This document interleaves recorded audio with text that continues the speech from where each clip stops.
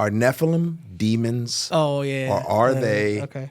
just half human, half angels? Yeah, you're okay. You're right. I didn't answer the question because I got off on my own rabbit trails. Okay. Are Nephilim demons or half human, half angels? Nephilim, the actual term, is a term to describe the disembodied spirits of half angelic and half human beings.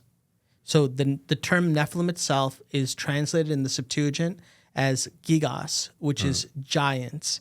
And because they are this unholy mixture, they are part spiritual being, but they're part human. And now their spiritual reality, after their body dies, it has nowhere to go.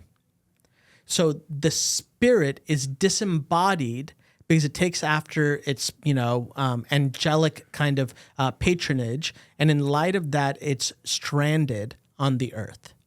Now, this is well understood in Second Temple literature. There's a guy named Archie Wright who wrote an entire dissertation that became a book on this concept, and it's the origin of evil spirits in Second Temple literature. So when you're reading through Second Temple literature, the Book of Jubilees, the Book of Enoch, elsewhere, it tells us that these Nephilim become these warrior kings, but they're also savage. Like, they tear apart things, they're cannibals, they drink blood, which, by the way, is where we get the stories of vampires. That's a whole different side note. Like, all of these things are all present, but when they are killed, when they're taken care of, Og of Bashan in the Bible is considered a Nephilim. Nimrod is very likely of a Nephilim descendant.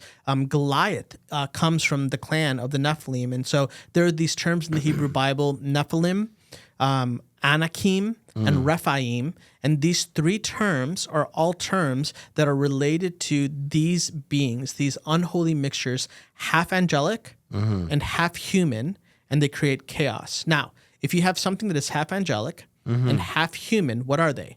They're unclean. That's why, and this is where things get really interesting, in the New Testament, particularly in the Gospels, what the New Testament calls quote-unquote demon, daimonion, in the Gospels particularly, it's actually not referring to the same beings of the sons of God. It's referring to the disembodied spirits of the Nephilim. So think about Legion. Think about Luke chapter 4. Jesus comes and does a demon exorcism. And it's so interesting that the spiritual being, it freaks out when it sees Jesus and says, what are you doing here, right? We know and Jesus the plural tense, we know who you are. You're the Holy One of Israel. Has the time come? Like, they're terrified because they've been waiting for the time when the Mashiach, the anointed one, would come. And then what does Jesus say? Jesus says later on in Luke, he says, if by the hand of God I cast out demons, then the kingdom of God has come upon you. So you literally have as a sign and a seal of the inbreaking kingdom of God, we find demon exorcism in the Gospels. The whole idea of the Nephilim is that the Nephilim are these half-breed spiritual beings, half spiritual, half human, and as a result, after they die, their spirits are aimless. They're wandering. They're trying to make sense of, and this is why they want to embody. This is why they want to possess. Right. They don't have anywhere to, and they remember what it was like to be embodied. Right.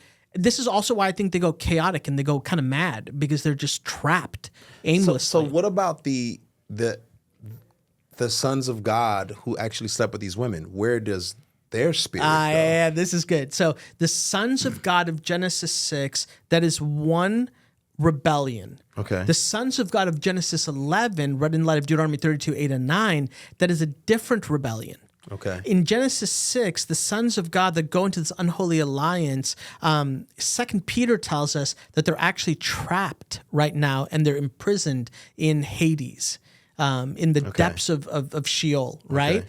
Which is, I don't know if we have the time for all of this stuff, but when Jesus descends in Ephesians, I think it's Ephesians 4, it says that Jesus descended. What could it mean that the one who descended, but that he had ascended as well? So the one who ascended had to descend, and he went and he proclaimed the gospel to the spirits, and he carried the captives free. What does that mean? Okay, the Greek word for proclaim, if I'm remembering correctly, it's caruso. It has in mind the announcement of victory. Okay, so who are these spirits?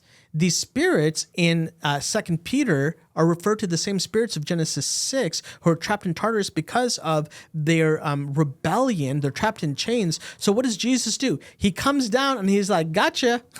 He's literally proclaiming his victory over sin and death. And death has held captive the righteous dead of the Old Testament. This is why Joseph, right before he dies, he looks at his siblings, his brothers, like, y'all don't screw me over this time. Don't mess me up.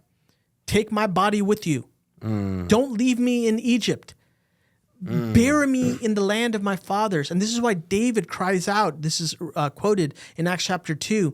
Lord, don't leave your anointed one in the depths of Sheol, right? Like I know that you're going to come and rescue me. So the sons of God are trapped in Hades. The Genesis 6 sons of God. Genesis 6 sons of God. But I guess I'm just trying to make a delineation. There's a actual hell that the disembodied spirits will be cast into forever.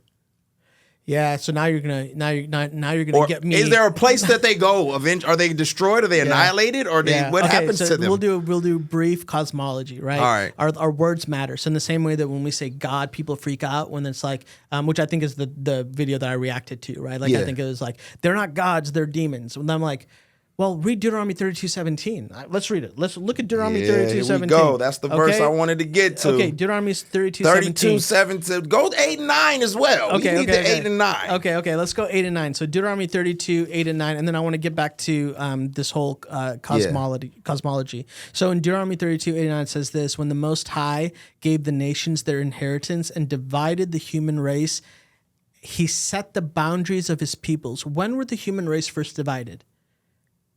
When were there Tower of Babel? Tower of Babel. Genesis 11. Yes. By the way, when does the Jew-Gentile distinction take place? The Tower of Babel. Why? Because of Deuteronomy 32, 8, 9. It says this: according to the numbers of the sons of God. So I kind of talked about this earlier. When the Dead Sea Scrolls were found, it affirmed the sons of God reading. There's a New Testament scholar, G.B. Caird, who prior to the Dead Sea Scrolls, he was reading the Septuagint, and he was like, yo, something is odd here. Because the Septuagint says, according to the angels of God. But the Masoretic text says sons of Israel.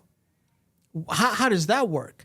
And he hypothesized all the way back then, before the Dead Sea Scrolls, that the Masoretic text was amended. And it was probably a later scribe who, out of a good desire, wanted to preserve monotheism and was kind of worried about this whole sons of God thing, and so amended it to sons of Israel. But then when you find the Dead Sea Scrolls in light of the Septuagint, it's like, nah, sons of God is the right reading, right? So right there, I like to think of Deuteronomy 32, 8 and 9. I'm a nerd all the way through. I love Marvel. I remember the first time I watched Iron Man. I can't remember if it was 1 or 2. And we were introduced to the whole concept of the end credit scene, right? And I remember that theater lost its ever-living mind when they found Thor's hammer. Right. My goodness, people were losing it, right? Yeah. Well, I like to think of Deuteronomy 32, 8 and 9 like the end credit scene of a Marvel movie.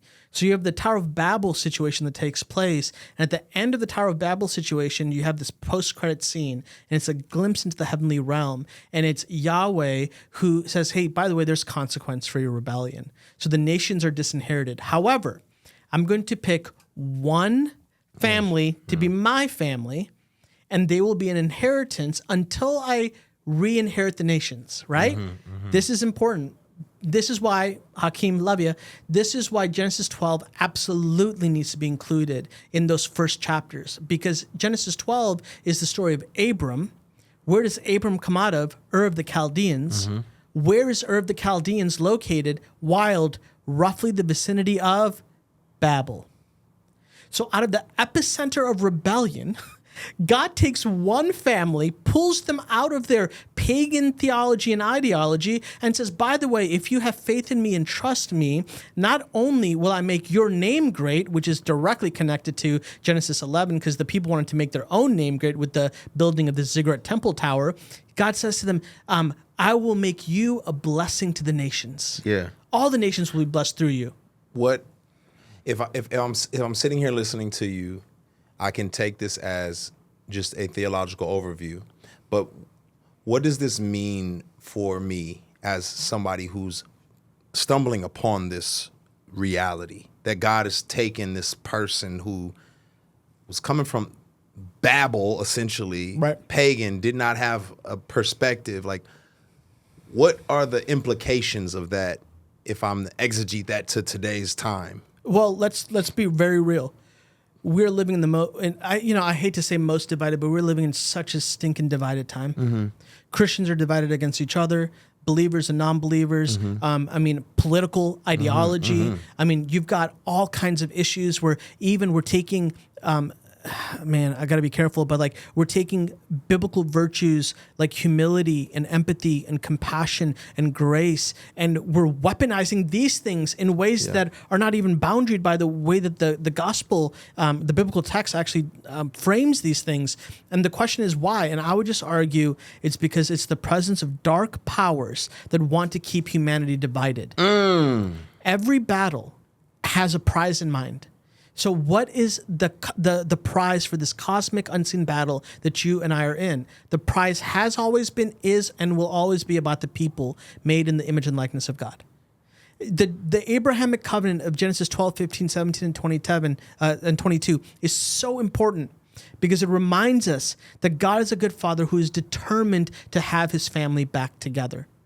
And the dark powers have created a counterfeit household. Ephesians 1, the prince of the power of the air, he's the ruler who's at work in our world right now. And the children of this ruler are referred to as the sons of disobedience. You have a contrast between the sons of disobedience versus the sons of God, right? And so I think that's the very practical thing. This is Ephesians 2. The dividing wall of hostility has been torn down. That's good. So that those who were far out, those who were once sojourners and strangers. Well, when did that happen? Genesis 11. Those who were once far off would be brought near. And this is really important, that they would form, the Greek phrase here is oikos tauteo. They would form the household of God. And in that, the temple would grow. The Greek tensing there, it has in mind a temple that is in the process of being built. It's not a completed temple. Which means today, when the nations of the world come into a right relationship to God, Colossians 1:13, they've been transferred from the domain of darkness into the kingdom of light. That this is another brick being built onto the temple, and it's made not of brick and mortar like the Tower of Babel, right? And it's not to manipulate God to come down, which is what the people are doing with the Ziggurat Temple Tower. Now, the Spirit of God willingly comes down. And not only willingly comes down, but indwells the people of God, who are the temple of God. And this is 2 Corinthians chapter 5, that Christ might make his appeal in and through us because we're ambassadors of Christ. And so it's like, yeah, man, we're talking about Nephilim, we're talking about giants, and we can get back there because there's that whole Deuteronomy 32:17 with the Elohim, and we got to do that. But like, it would be a massive miss, in my view, to talk about all of that and miss the fact that all these dark powers, they hate us. And they are so well aware that there's no way they will ever defeat the uncreated creator. So you want to know how you can mess up one who can never be defeated? Here's how it's like for me. My heart hurts. It like literally physically is in pain when my kids aren't at home. Yeah. Right? Like they're in basketball practice and lacrosse and there's something so beautiful when everybody gets back, even if it's like just 30 minutes at night and everybody's at home and we're just like chopping it up and figuring out the day. It's like the house is back together. Yeah. Like all is as it should be. Can you imagine what these dark powers want to do? They want to grieve the heart of God by separating. That's good, man.